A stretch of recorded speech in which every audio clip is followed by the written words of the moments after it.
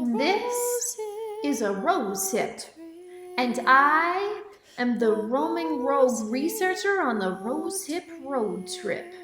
I have a rose between my hips, lows on my lips, and I am hip to the power of plants.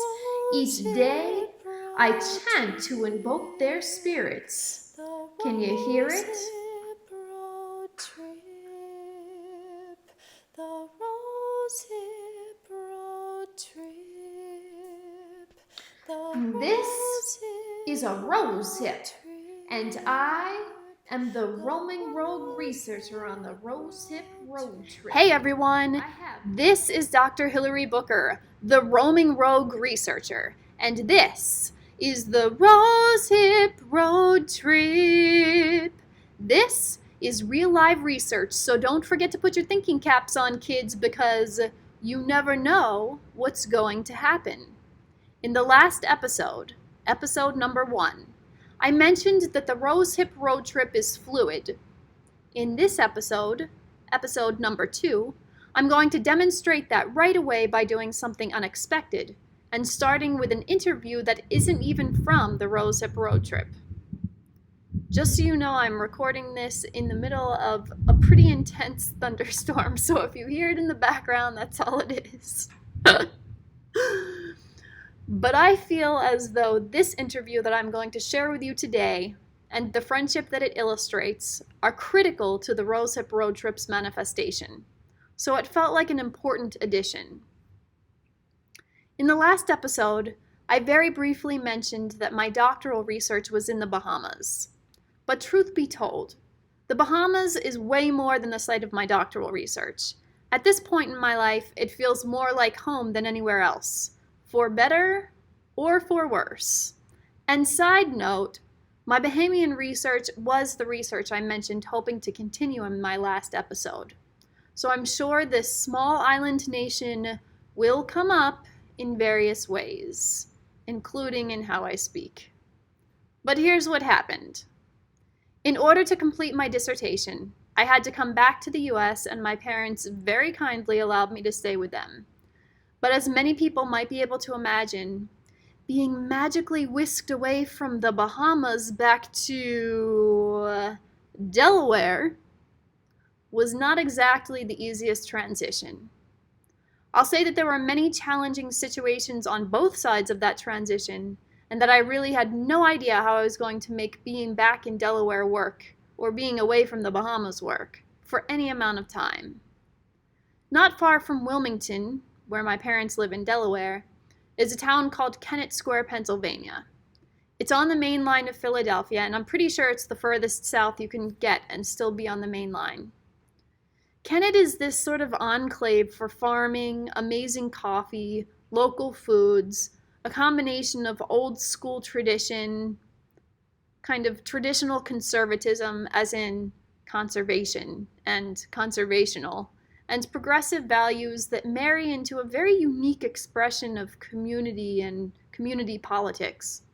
It's close to horse country and filled with people trying to do different sorts of things socially, environmentally, artistically, and economically. Partially, perhaps, because it's embedded in an income bracket that allows for a bit more experimentation than others might. It's a little town where people are trying to be thoughtful. Even before I moved back, I'd spent quite a bit of time there, and I had worked there off and on. One day, when I was in Kennett, I walked into this shop that I'd visited quite a few times before. But the shop was different this time. It had changed. And it was amazing. The aesthetic was amazing. It was cohesive. There was continuity. It was clean and hip. Everything in the shop was either American-made, heritage brand, or had some sort of give-back component. And it made me want to do a project. As I mentioned briefly in the last episode, the 4 scariest words that can come out of my mouth are, I have an idea. Lots of nervous laughter tends to follow from other people when I utter those words. While writing my dissertation, I'd started a business doing plant-based pop-up dinners using local ingredients. I was starting to learn more about business, and I was working to change my perspective on it. But as I got further and further into it, my commitment to building a business that maintained my values only grew. And while my critique and criticism for the idea of business diminished, I became way more discerning about what sustainable and socially beneficial and honoring the triple bottom line actually looked like in real life. Because a lot of people say they're doing this, but who is really doing it? I wanted to know. As I become more conscious and continue on my own healing journey, my own journey of consciousness, I continue to shed the barriers and walls that I've put up to my own energetic sensitivity. And as I allow myself to become more and more sensitive, I find myself being led toward more and more situations and people that align with who I am and what's important to me, which I'm pretty sure is how it works. I'm less concerned with what people say they do or will do or want to do and the words that they use, and way more concerned with what people are actually doing and the energy that I feel when I interact with them, which is also a huge part of the work that I'm called to, so it's a necessity. When I walked into this shop, I felt an energy that aligned with my own, and I wanted to support it, and I wanted to support the person who created it, and I wanted to support other businesses whose owners were also trying to make an authentic impact. Fast forward a couple of months. I was in the shop again, and another customer was commenting on the shop, and the owner said, "Yep, we're catching up with all the hipsters in Philly, you see." And I turned around and said, "Are you? Or are the hipsters in Philly finally catching up to what's happening in more rural areas and small towns like Kennett?" And then a relatively short spiel ensued about acculturation and appropriation, and I will say, to be clear, not misappropriation and not misacculturation, but just how power and culture move and flow through and across various spaces and types of spaces, which, side note, is one of my favorite topics, and seeing the ways in which power and culture move and flow and what it looks like when they do in real life is also one of my superpowers. So I'm sure it'll show up at some point again on this podcast. In any case, that day a friendship was born. The shop is State and Union, and the owner is Doug Harris. Doug became instrumental in my own experience of having to, at least remotely, reacculturate to American and Mid-Atlantic culture. He hosted one of my pop-up dinners, and we covered the windows in a sort of speakeasy style, half-jokingly, because his store is located across from one of the most sought-after farm-to-table dinner reservations in the country, at a restaurant where the soonest reservation you can get is on this date next year. He also connected me to the person who would become my future boss at the place where I really wanted to work, and he didn't even know that when he made the connection. And that job, at Harvest Market Natural Foods, in Hockessin, Delaware, a mile from where I lived during my teenage years, was instrumental to my being able to find some stability in myself towards the end of my dissertation journey, and connect with people who are a lot more aligned with me than most of the people I'd known in Delaware previously. Having that job re-centered me, and I can say that because of it, I encountered a couple of the people who I ended up interviewing on the Rosehip road trip. I think it probably played an important role in my being able to conjure the Rosehip road trip in the first place, so I'm happy to offer a little free promotion. The project about sustainable business and the creative cultural economy didn't end up happening, although I will say that quite a bit of creative cultural economy has emerged on the Rosehip road trip so far, and I expect that to continue as I move forward. But I did have the chance to interview Doug just a couple of months prior to the Rosehip road trip's conception, and I wanted to share that interview with you to demonstrate that this is the power of connection. This is the power of networks. This is how power, culture, and spirit move and move us to continue evolving, even and especially when we're unsure if or how that's going to happen. As Doug mentions during this conversation, quote, "I would be nothing without everyone," end quote. AKA, everything and everyone is connected. And it's true that none of us would be or are, period, without every other being on this planet. So I hope that you'll enjoy this conversation, that old Kennett magic, consciousness in the mushroom capital of the world, with Doug Harris. Hi, Doug. Hey, Hilary. Thanks for joining me today. Hey, thanks for having me on the show. The first thing that I wanted to talk to you about was that you are, of course, a shop owner. You have State and Union, which we're going to talk about quite a bit today. Right.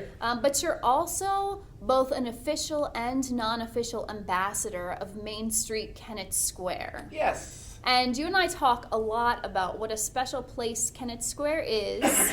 But maybe a lot of people listening have never been to Kennett Square before. Right. So you talk a lot about that old Kennett magic. Yes. And that old Kennett magic. That old Kennett magic.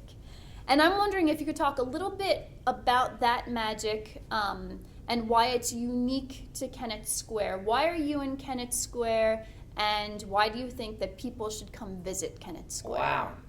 Through my own experience over 20 years of being around Kennett Square, there's definitely sort of an invisible, intangible quality that we joked around I deemed that old Kennett magic. But it's a vibe. It's about inclusivity. A friend of mine just moved to Kennett Square recently from Oakland, California. And when someone asked her recently, what is it you like about living here? Basically, she said it's a real chill vibe. And for someone from the West Coast to move to the East Coast, inclusivity might not be the thing that floated to the top. But something about Kennett, there's a lot of interconnectedness, certainly in these sort of rather divisive times. Half of our community is Hispanic, primarily Mexican, because the mushroom industry is there and a lot of the migrant workers come for that opportunity. And so let me just interject when you talk about mushrooms. That Kennett Square, Pennsylvania is also the mushroom capital of the world. For those people who are not familiar with Kennett Square, Pennsylvania, you're talking about the mushroom industry. This is the largest mushroom industry in the world. One of the taglines for Kennett Square, I think, on the water tower is the mushroom capital of the world, where, other places are the garlic capital and this and that. And the reason that is, which you'd think, well, why in the heck did that ever happen? It's my understanding that the Italian families who were living in the Kennett Square area and had nurseries brought mushroom spores with them from the old country and knew how to grow them underneath their greenhouses in the dark, so to speak. There's also a lot of equestrian action around here, so the pairing of the extra manure from the horses, you can guess the rest of it. Anyways, so as you were talking about how there's a large Mexican population. Yeah, and again, that old Kennett magic means most people are peaceful, progressive, inclusive. It's just a place, like when I was growing up around Baltimore, Maryland, I thought, wow, I'm going to have to move to San Francisco to be cool. That's where all the people with purple hair live and the progressives. And then what I came to find out is that it's actually a little harder to live on a higher conscious vibration in the mid-Atlantic region with the pace of life going so fast.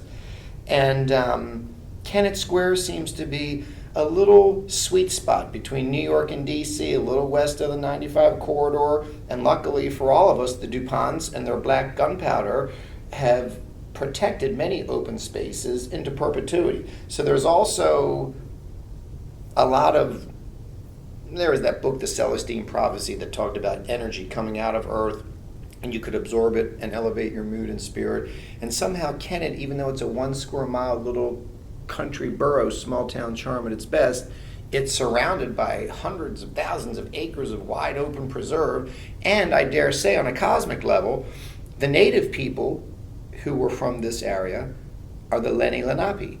And from what I've learned, they were more of a peaceful, progressive, called like a hippie kind of community, as opposed to, say, a Susquehannock or more of an ass kicker tribe. And Is it me? I don't know, but I dare say there's almost like an invisible magnetism, whether it's a ley line somewhere nearby, but a progressive, self-actualized people.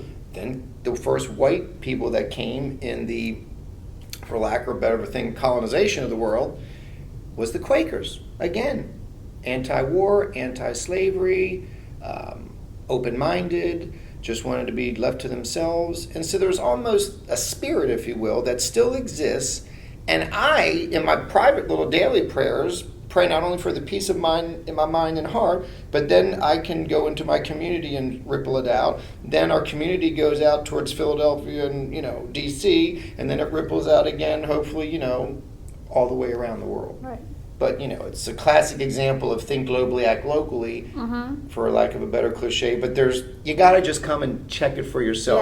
Yeah. And do stop by State and Union while you're there. Happens to be the crossroads of Kennett Square and the name of our awesome lifestyle brand and flagship store. There you go.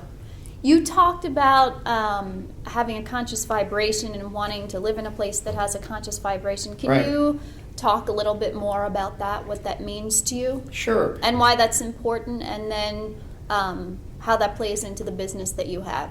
Yes. In fact, I feel like I could just well up with tears as I respond, and I just may. Because here's the answer. I'm 50 years old, and growing up as a child in the late 60s, early 70s, I was a real outsider. Oh man, you're too loud, you're too fast, you're too something, you're not, your choices are the principal's office, jail, or deportation. And that really didn't work for me. Felt kind of icky. And then the Grateful Dead, America's greatest rock and roll band experiment, played into it in the sense that by the time we were 18, we jumped on the bus, headed for San Francisco, and by the time I saw, redwood trees and Big Sur and the California coast, I thought, finally, I have found a physical place that matches my vibration, and there seem to be lots of other people like me here. I feel comfortable. And then, life happens, and I never did move out west, but I'm glad I never did, because through circumstance and lifestyle choices, Kennett Square just sort of manifested, and it's almost like divine providence. I wanted to get out of a corporate lifestyle career choice, and one of my friends said, Kennett Square is looking for a Main Street manager. And that was one of the greatest things that happened to me. Because 1, I took the job. 2, we started the farmer's market. 3, it was a short-lived gig, and I went away for 5 years to work at the local visitors bureau. But then that made me understand tourism and why the Brandywine Valley is an attractive tourism destination. And then through all of this, I realized that I had been longing for a sense of community that I never had as a child, never had as a young adult, but somehow had found it in Kennett Square. And our friendship is a fresh example of how someone can walk in as a stranger and leave as a cherished friend. And how do you explain that? You're not just buying a canvas bag because you got a PhD. Something else was going on. All right, very good. And can you talk too about how this sense Did of... I answer your question? Yes, That was around you the did. block way, but You okay. did. Can you also talk about how this sense of consciousness figures into your shop, State and Union? So can you tell me a little bit about State and Union, what it is, and the concept behind it? Yes, with pleasure. So State and Union, which we mentioned is the crossroads of Kennett Square, is a lifestyle brand with a store. So basically, we've put together, my team and I, a curated collection of the best American-made and give-back brands. So for example, Red Wing Boots, Pendleton Woolen Mills, a couple of American heritage brands who've been in business for over 100 years, still manufacturing in the U.S. New American brands we have in our stock list. United by Blue out of Philadelphia. Get back to them in a minute. Shinola out of Detroit. Field Notes.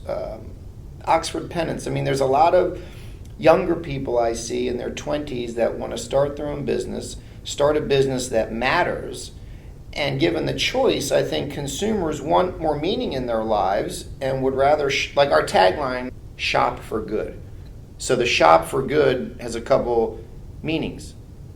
It's good to buy things that are made locally and good for things that are manufactured in our country. And also shop for good means you buy the good stuff and you pay a little more for it, but it lasts, like a Red Wing boot or a Pendleton blanket. So I've had a business on Main Street, Kennett Square for 12 years. As you mentioned in the intro, I had recently changed from Eco Boutique, where I carried Tom shoes and had, fair trade jewelry and this and that. It was more of a store women would shop at, not so much for men, for themselves. And then United by Blue changed my life. So that's worth mentioning for a few minutes. So basically, unitedbyblue.com, you can check it out. They call themselves the Blue Movement because for every one product they sell, whether it's a t-shirt, a hat, a pair of socks, pants, gloves, candles, copper mugs, for every one product sold, they remove 1 pound of trash off of the world's beaches and waterways. And United by Blue is a Philadelphia-based company. Yes. And it was also started, I believe, by someone from Kennett. Yes, Mike Kanji. So this is a local company. Yeah, and again, I hope they are. For everyone listening out there, this story will hopefully fill your sails because it sure has mine. Mike Kanji grew up in Kennett Square. He was a 20-year-old Temple University graduate, came into Eco Boutique because his girlfriend was buying Tom's shoes, and he said, hey man, I got these t-shirts, it's United by Blue, and if you buy them from us, we'll organize a cleanup out here at your local watershed. We're a eco-conscious brand. And I said that fits in perfectly with my business concept of shopping for good. So long story short, I'm the early adopter. Then they hired me as the first salesman. Fast forward the clock 6 years, they're booking around $7 million in sales. They're in 140 doors of REI, Nordstrom's, all the bigger chains, as well as small independent stores. And I approached them and said, hey guys, I see you're getting into retail now, not just becoming a wholesale manufacturer. Let's do one in Kennett Square. And they said, yes, but not in an Eco Boutique. If you work with us and craft a name, which ended up being State and Union, and do this and that, we will collaborate with you to have a in-store concept. So even though I am a brand in a store called State and Union, I have the first kind of store-in-store concept with United by Blue. So I have every bag, every color, everything, all the time, all day long. And again, that changed my life because I looked to the younger friends for inspiration, found that inspiration, and how rewarding to me that they included me in their team and in their thing, because our slogan is we're still just getting started. Right. And P.S. they're up to 975,000 pounds documented of tires and trash and this and that removed from 24 states across America with over 6,000 volunteers. And again, unitedbyblue.com. It's an inspiring story.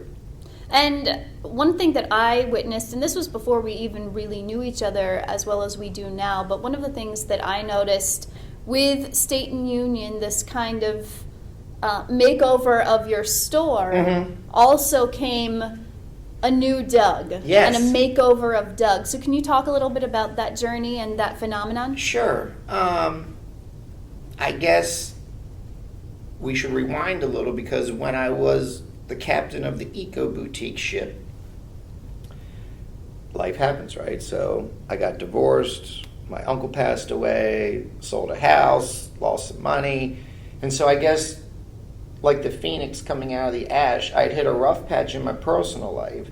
So when I saw this new opportunity with my friends at United by Blue to have a new store concept, it almost paralleled my own storyline, and I think that's really worth repeating, because when the store isn't doing well, I have to look in the mirror and say, are you doing well? And the answer is hard to look at, because last year my sales slumped off, and it's my fault. I mean, I didn't leave, but I tended to some elderly friends that were nearing the end of their journey, and it was worth it to me to visit them for a few hours here and there. Yeah, I could have sold more faster, but I chose not to do that. So once again, at every turn, my store isn't anything less than a personal extension of my being. It's an outpost for peace, love, equal rights, justice. Decolonize your mind. There's a shift going on, and in my own humble way, I want to be a part of it, and to one day when I'm not here anymore and people want to gather around to celebrate me, I hope, one of the things they might say is he worked towards improving himself and everyone around him. Like, I am all about human potential movement. That's where we get into consciousness. That's what we're talking about, this decolonize your mind stuff. I mean, God bless the humans, but what a... trying to be nice, Yes, some of us are here again to hopefully, help turn the tide back to a sustainable state of affairs, Mother Nature. We're trying. But somehow the store and my life are inseparable. And it's kind of weird because the dark side of it is there's too much all in one thing. And where does Doug end and where does the store begin? And a lot of people come for like a hit of my energy as much as they needed a bag or a shoe. Right. And that's fine. And I love everyone. But it's interesting how, like, if I'm there 5 days in a row, it's not really good for me. Right. I feel like Jerry Garcia holed up in a hotel room, maybe not making the right lifestyle choices. Right. But, it's, and even with our personal friendship, I mean, I can't not do it. Like, if I'm on the floor at the store, it's like hosting my own show or something. And then, again, divine providence all day long, the synchronicity, the law of attraction. This guy met that guy. People have met at my store and gotten married. It's quite exciting for me because when people go, how'd you end up becoming an entrepreneur? Oh, I kept getting fired. It was just terrible. And that's I think that's a lot of people's stories. Yeah, and what a self-esteem booster when, we're terminating your position and eliminating your employment. So really, at the end of the day, right, you got to just say, dude, I'm not meant for the cubicle, but I'm confident there was a place for me. And I love that old book years ago. I think it was Shakti Gawain entitled Do What You Love and the Money Will Follow. And that's hard to do. I mean, a lot of people have tried, and just freestyling, a bigger question I've had to ask myself is, do I really need to make $100,000? Right. Thank God the answer is no. Because even if you did, and you're still hand to mouth, right? Yeah. Because your kids are at, the private school, or, you got a beach house. So for me, I've rather enjoyed writing my own ticket and saying, you know what? I don't really need that much. I want to just live a sustainable existence, but my joy factor has really spiked. Mm-hmm. I mean, the fact that I can be here with you on an afternoon on a Wednesday, it's because I want to. I didn't have to ask mother or daddy or corporate or whatever. And so I think if anyone out there is interested in a be your own boss lifestyle or I want to write my own ticket, this is the country to do it in. And I feel that, like I think Helen Keller said, anything's possible if you stick with it long enough. And that would be my advice to anyone trying it is don't give up. I mean, Jesus, I've had a store for 12 years. The first paper market, meh. The eco boutique, meh. Your life falls apart, meh. So again, it's that sort of resiliency. I love the grit, the stick-to-itiveness. That somehow, in any endeavor, that's what I notice as a theme between everyone who I respect and admire in this community that is writing their own ticket. There is a certain amount of believing, that old thing, I think it goes all the way back to Buddha, you become what you think about. So I had a thought, maybe we'd like to do this, and then we manifested it, and then it just keeps growing, and then you got to think, okay, do I want to just ride this wave, or should I grow the rings out like a tree?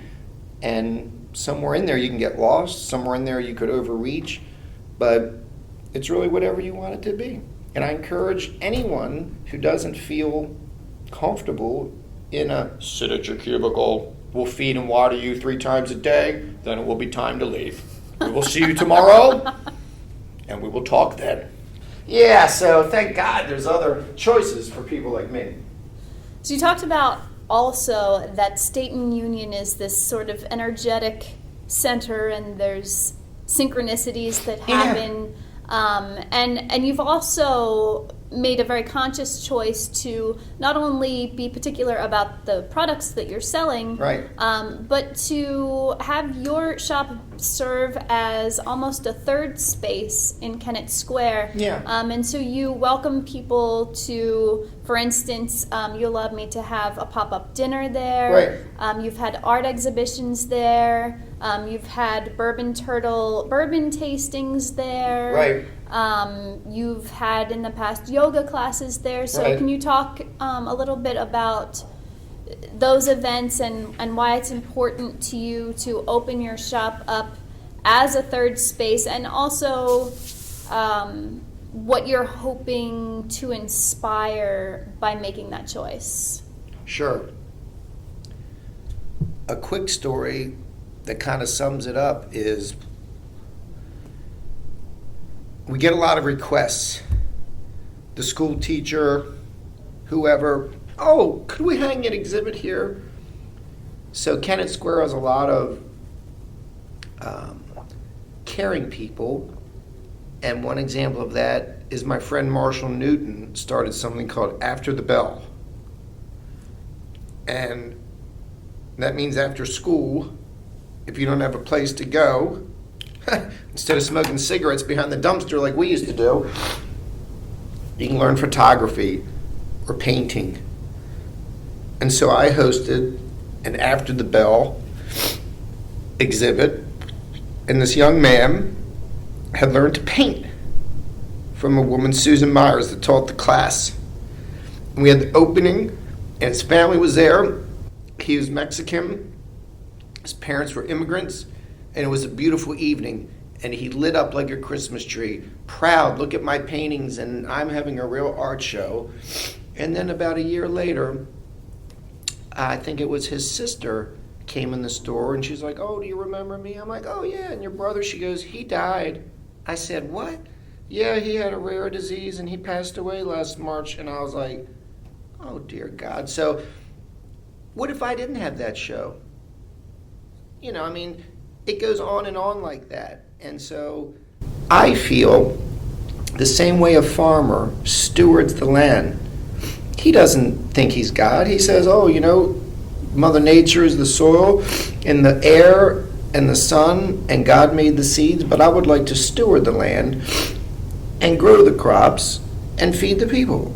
And so I like that metaphor, because in my store, I feel as if I'm stewarding an energy, a vibration. You know, like an artist or a musician, they're like, oh man, I'm just a conduit. That painting is good, but you know, I'm just glad to serve. And so for me, I like that. And I don't want people really coming looking for Doug. If they're coming for me, I'm out. That's not, I think, healthy for any of us. However, I am glad to serve and steward an energy and a vibration that when people come in for the first time, as you did, you know, years ago, you can feel it. I mean, anybody can hang a bunch of shit in their store and, you know, whatever. It's, I'm glad to have a gig.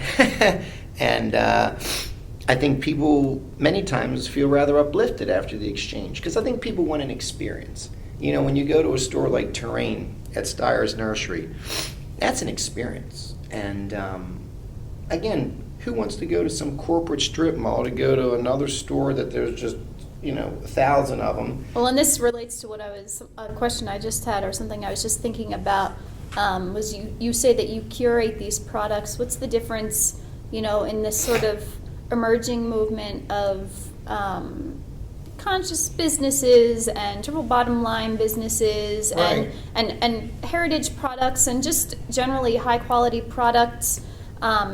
There's this shift, it seems, from merchandising to curating. You Yes. know, and so could you talk a little bit about, I mean, merchandising is we have this product, we have all these widgets, and we need to present them in a way that people will buy them, versus curation, which is drawing from the art and Yes. the art and creativity field, and you're talking about presenting something that will provide people with an experience of pleasure, or at least an experience that will somehow incite a feeling or an emotion.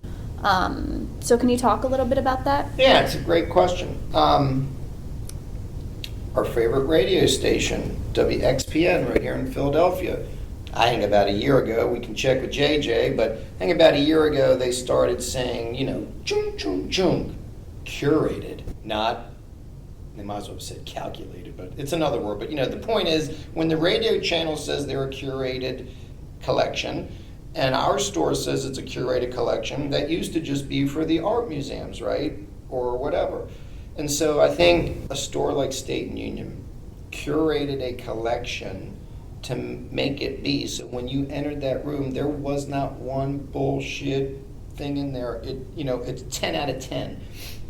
It's impeccably consistent. It's just more of an aesthetic. So to your point, when you present things in a handsome, visually merchandised space, it's a lot more attractive to a consumer, because let's use it like this. If I walked into your house and it was impeccably consistent and just curated like a museum, I'd say, wow, that Hilary Booker has some great taste.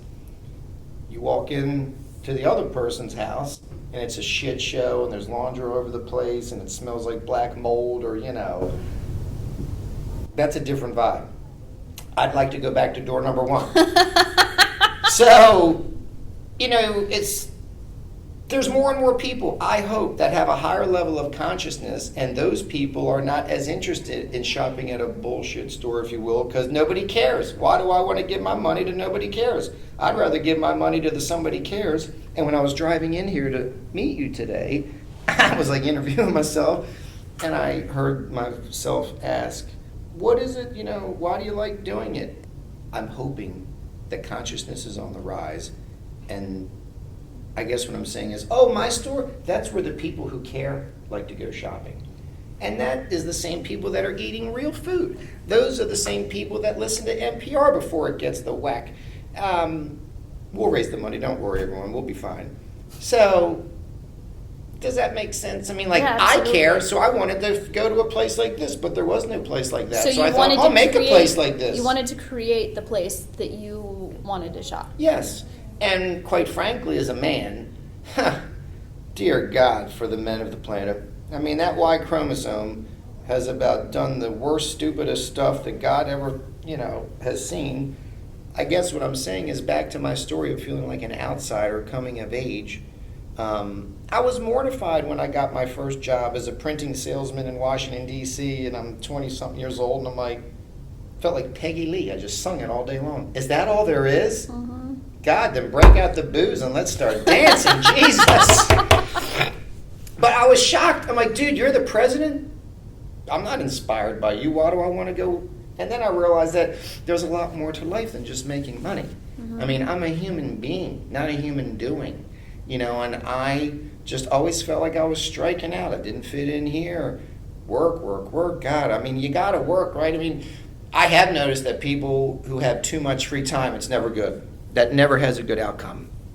In fact, I saw a movie recently, and the character in the movie said they were a wealthy family, and the guy said, I want to give my kids enough money to do something with, but not so much money that they can do nothing. And it's a fine line, but having fire in your belly is what has made the world, for every match that gets struck, for every chair we sit in, we need each other. And a lot of these people that kind of say they did alone, that's not true. I would be nothing without everyone. And I think part of my mission in life and through my store is this giving back. Anyone in America, I think, even on the lower levels of the spectrum with income and housing and all the adult stuff, we got it pretty well. I just went to Costa Rica and got sick, I'm grateful for the hot water in my shower, for the clean towel when I'm done, for my dog Blue, and for Charlene, and for you, and for the community I'm in. And when I remind myself of the gratitude, that's where the payday is for me. It's a good day to have a good day. So what's it like having that kind of mindset in terms of, as a business person, in the business climate in which you're situated? Jesus. Very, very challenging. And again, that's the kind of thing like dealing with a bully or, and again, if I could reiterate, I'll do it time and time again to the person out there who may be listening to us. I say go for it. You had mentioned any advice to give to the entrepreneur? Yes, I would have started earlier and I would have risked way more because the human survival modality is, don't get too close to the edge, we might die. But yet, you got to go actually over the edge and risk dying, only to be born again. Not in a Christian way of salvation, but in more of a spiritual way of shedding the skin of, the phoenix comes out of the ash. I watched the guys at United by Blue. They risk so much all the time, I think. How do they stomach it? Because this is the other thing. In the business context is, you guys are like hurting people through pollution or through any terrible endeavor. How do you go home and feel, you're going to go play with your kids and go hit a couple back nine at the country club and just pretend that you're not shitting the bed and ruining the world? How do you do it? Wow. And I didn't want to ask, teach me how. I thought, get me away from these people, man. There must be a place where I belong, where we care for one another and the environment and the underserved and the underprivileged and the children and all like that. And that's the triple bottom line, right?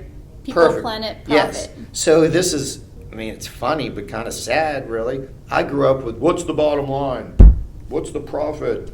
Look what men in particular, more than women, I'd say. In the name of profiteering, and I know your work on your PhD is decolonizing, almost like making amends for the terrible stuff that the white men basically have done to the Western world through, my girlfriend Charlene in recent times said, I thought that was an outdated concept that men literally wanted to rule the world. Wow, what an interesting time we're in now. So clearly it isn't outdated.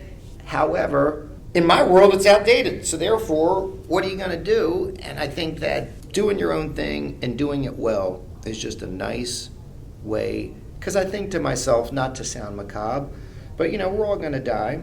I'm 50 years old. I'll be grateful for the time I have left. But at the end of it, man, I want to do some living. You know what I mean? I'm tired of being afraid. I'm tired of being helpless or victim-y. So is that how the economy makes you feel, or the atmosphere makes you feel? What is it like to have this kind of philosophy behind your business? Scarier than you can imagine. In fact, and do you think that being in Kennett alleviates any of that, or yes, that it's the same no matter where? That's a wonderful question.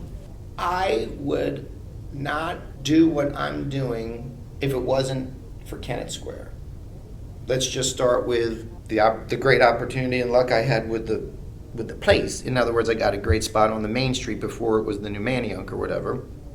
And then after every rough patch that I had personally, it's as if I attend the church of Kennett Square and the community is that. And people say, oh, that Doug Harris is a nice guy. Let's go out of our way to be supportive to him. Let's buy our greeting card from him. Let's buy a pair of shoes from him. Let's make sure he's okay because we need him. He brings good stuff to our community. It's incredible. I'm a very sensitive person, and I can cry just about at any time. I'm proud I haven't really cried more yet, but it's still time. Meanwhile, what I'm getting at is I'm so used to it now that it's not even overwhelming to the point of tears where, Holly Tyson and Scudder Stevens are now joined in the union of marriage because they met at my store. It's just sort of, I couldn't do it. I think I wouldn't want to do it is better. I could do anything, but I wouldn't want to do it. Who wants to have a retail career? That's like, it just sounds like suicide. But if you had a retail store and it was a lifestyle brand and a store in a community like Kennett Square, and then you see people wearing T-shirts you made that say "Feed the Good Wolf" and "Be the Change," and you realize that I am having a positive impact in my local community by being myself. And when the young men come through our store and they see a man who's a high talker, and a little bit feminine and this and that, I say, yes, son, rock on. They lied to you a long, long time ago that boys don't cry. The Cure wrote a song about it. But, I just think that the old modality of what it means to be the machismo male archetype is a dinosaur. It's dead. And yet it's got its grips in the White House. It's got its grips in the headlines. And I choose to be like my friend Michelle Obama. I'm going high when they go low. And the best thing I can do day by day is to wake up, focus into my gratitude vibration, bust a couple yoga moves to dial into the flow, and then go to State and Union and to greet people with an open heart and to love them as is. And sometimes, Jesus, I feel like I'm the shrink in there. People come in to buy a fucking $3 card and, well, John left me last night, and bless us all. But it's a very multi-dimensional experience, and I'm a multi-dimensional guy. And what I like best is that it can become whatever I want. I started with just selling other people's stuff. Well, now I'm on my own brand, and I'm selling my brand. And then I'm co-branding with other people. So I can see a day where I'm not the minority, that what was just a little experiment that corporate could have fly swatted off the table. It's a movement. It's a lifestyle movement, and you don't have to be in California or Colorado anymore to do it. Let's try that in Delaware. Let's try in Delaware. Done and done. Is there anything else that you would do differently than you have done besides what you've already mentioned?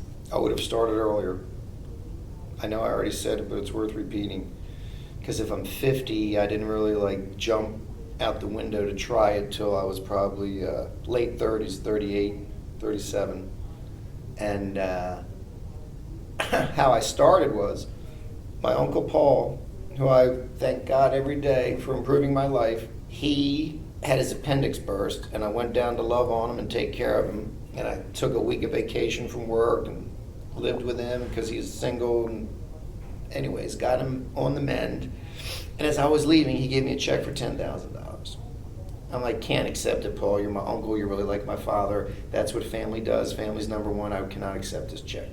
And he convinced me that, hey, man, I got the money. You really helped me out. And you're recently married. Why don't you go put the wood floors that you wanted or get a leather couch? I don't care. Spend it, Yeah. So when I got home and told my wife, we can't take it. And then I mirrored him. And so then all of a sudden, I hated my job. Thought my boss was interesting. And all of a sudden I had this shit, man. That place is for rent, $800 a month. Times 12 months, that's $10,000. I have enough money to pay rent for a year. Why wouldn't I just take out a couple credit cards and see what could happen? So my point is, what I did on different is I'd have borrowed a freaking $100,000 and gone big right out of the gate, because I've slowly ramped up over a decade. It's like I started, changed my mind, started a second time, fine-tuned it, but now that I'm State and Union, man, I am going all the way. Can I borrow $100,000? If I had it. It's just a matter of time. So tell me where people can find you. Sure. All the usual social media places. Instagram, it's State and Union. We're also on Facebook under that name. And our website is State and Union, all spelled out, stateandunion.co. Someone else has the M held hostage. But we're working on that. But yeah, stateandunion.co.